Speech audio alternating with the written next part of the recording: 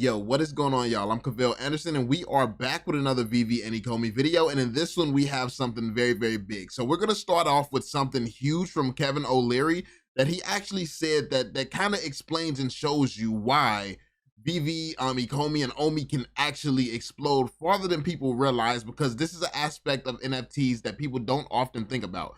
When it comes down to VeVe, a lot of people often focus on the collectibles aspect because that's the aspect that's right in front of them. They can see the NFTs, the collectibles selling out. They can see the comic books selling out. They can see all of that.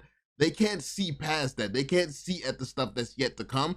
And that's mainly the stuff that I focus on. I don't focus on what we can see because I know that this is a team that's constantly over here. So when you're looking at something that they have right here, they're already working on something over there. So you're right here, they're over there. So what I do is I attempt to see over there, like, okay, it makes sense that we're doing this because it leads there. And oftentimes when I make my predictions and stuff like that, the reason it's so accurate is because I just follow the little breadcrumbs that they leave. Like they literally leave breadcrumbs and stuff to the destination. Like when it came down to Marvel and predicting Marvel, it was a whole freaking patent with Marvel on it. Like that wasn't a like huge stretch to go to.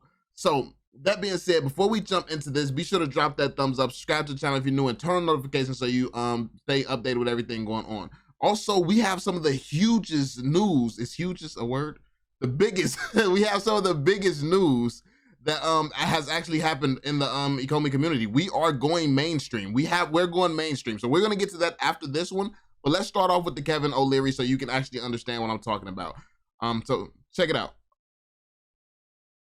All right, let's see. There's such a buzz going on about NFTs. Those crazy little pieces of digital art, for example, trading for millions of dollars. Everybody's excited about it, but here's the truth. I think the biggest opportunities in NFTs are tied to physical assets. Let me give you an example. Watches. Now, watches grow in value as they get older. In other words, if you buy a watch from a company like Patek Philippe and it becomes vintage, it's worth way more than what you bought it for. But you don't know if you're buying a fake watch when you buy a vintage watch. So an NFT can become the certificate of authentication. That's what the big potential is. That's a space that I'm investing in because I know the watch world and I'm one of those infected watch collectors. I want my own collection to have NFTs for every single watch, have them insured and have them approved by the manufacturer. That's the potential. And that's just one use. NFTs are going to be huge. There's such... So as you can see, Kevin OLeary actually gets it. He completely gets it. And this is just, he just focused in on watches, what he knows and what he helped him wrap his head around the whole concept. He focused in on watches. Now we have kind of a similar concept here with what happened with VeVe today. We have some big VeVe news that we're going to get into, but just imagine this when it comes down to property and things like this. And that's what I mean. When it comes down to Rolex and NFTs, and if they were going to do a digital version and they wanted a digital version tied with the physical, and they wanted that connection, who is the one that has all the brands and stuff? Who would be most likely to be able to be that bridge that connects Felipe with the NFT space? VeVe could be that middle ground for so many physical world things, and that's the potential that I see.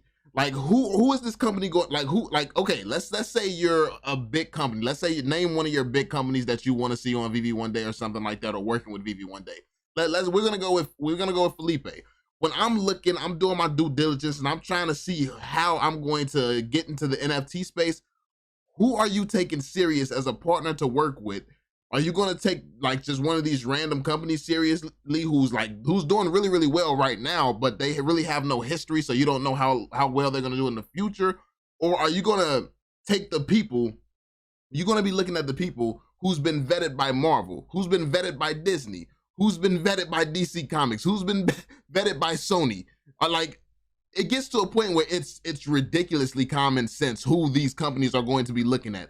It's easily common sense who is the leader in this space right now, because when companies are looking to the NFT space, yes, all these other projects are very, very impressive. These projects are doing their thing out here, but the fact of the matter is, when it comes down to these long-term businesses and long-term brands like Felipe, like Louis Vuitton, which is already partnered with VeVe, by the way, when it comes down to these brands, who are they going to turn to? They're going to turn to the one that looks like it has the most longevity, which has the most history, which is VeVe, because they have been vetted by all the other greats. They've been vetted by hundreds of other greats.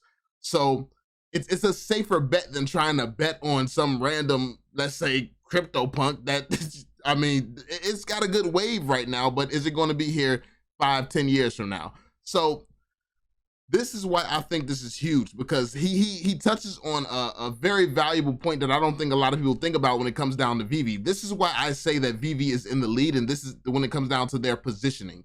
Because it's many of other projects generating a ton of money from the NFT space and things like that. But because that's fine.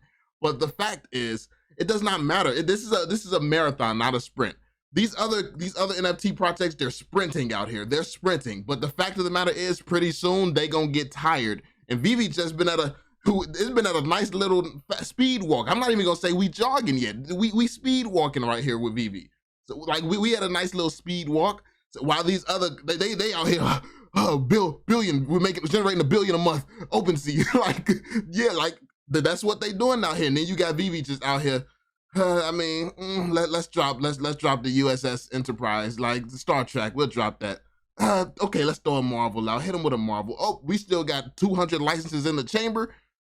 Like, come on now. Like, it's no contest. So that being said, let's jump into the huge news that happened today, which is VeVe's going mainstream. VeVe's going Hollywood now. So, literally, VeVe's going Hollywood now.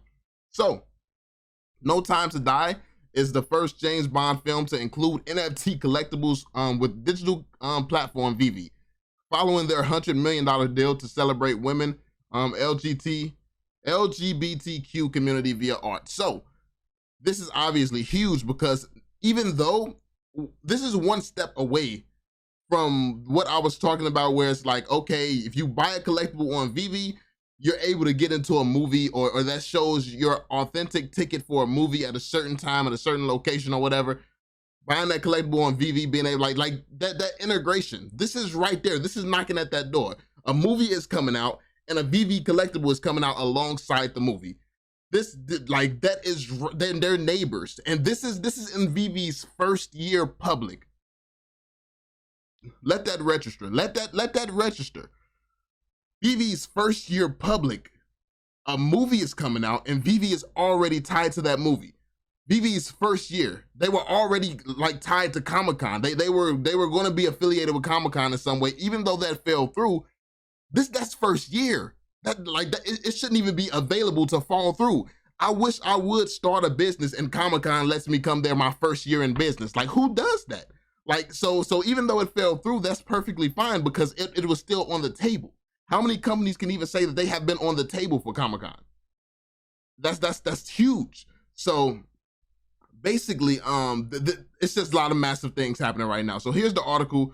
You can see basically the James Bond movie. We're not going to go through the whole article. The James Bond movie is coming out. NFTs is going to be coming alongside it on VeVe.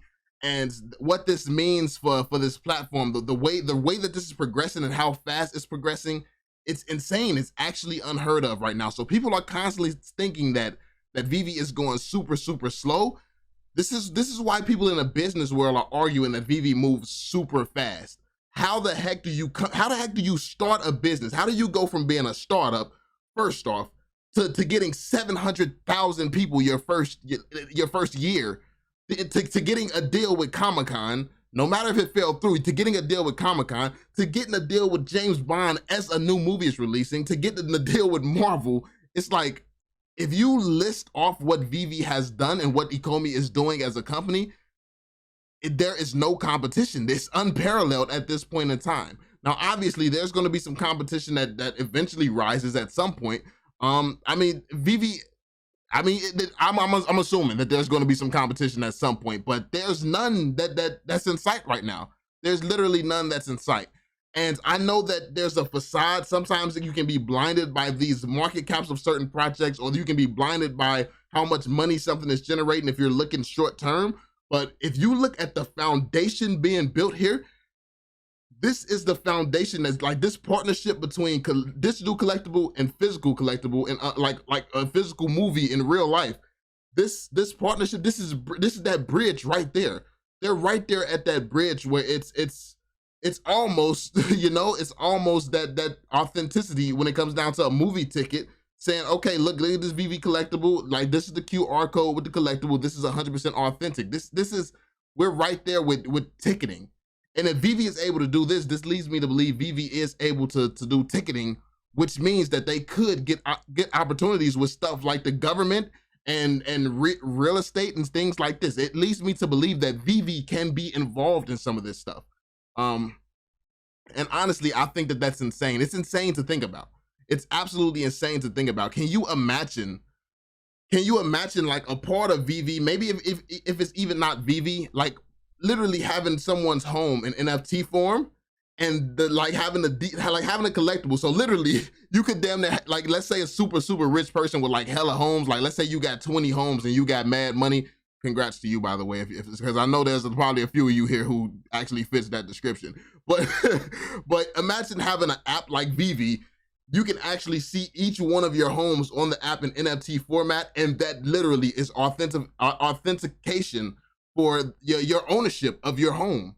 Like, imagine that land, that property, your vehicles. Imagine having your vehicles in an app like VeVe, and that's authentication. Like a cop pull you over, like, can I see your license and registration? And you can just open the VeVe app type. Like I feel like this is the potential that VeVe has, to where we're getting there. We're literally getting there, and it's just baby steps right now. I know that they have spent so much time focusing on the collectibles. Now they're moving into focusing on the token. But it's a process. They moved into the collectibles. They're talking about what they're focusing on with the token, and then they're talking about physical NFTs partnered with digital. So yeah, I just wanted to point out some of this amazing stuff that's been happening lately. This is huge news. This is very, very huge for the community. This is very big for VeVe, and this is why I have that $10 price prediction on Omi in the future. Now, when I say about $10 price prediction, I know everybody likes to go, well, some people like to go crazy. At this point, people are starting to realize that it's not just cap at this point. People are starting to realize the realistic, the fact that it is very, very realistic. But I think that so many people in the VeVe community might not know why VeVe could be, well, NFTs in general could be a multi-trillion-dollar space, or will be a multi-trillion-dollar space. They think that it's just, oh, collectibles, toys, VeVe can never be too crazy. VeVe can never do certain things.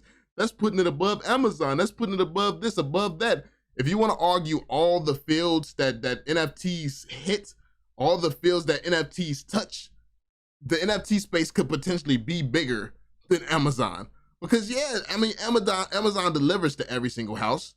Amazon well, not even every single house, but y'all get what I mean. Amazon delivers there, but imagine every single home on the planet one day being in NFT form.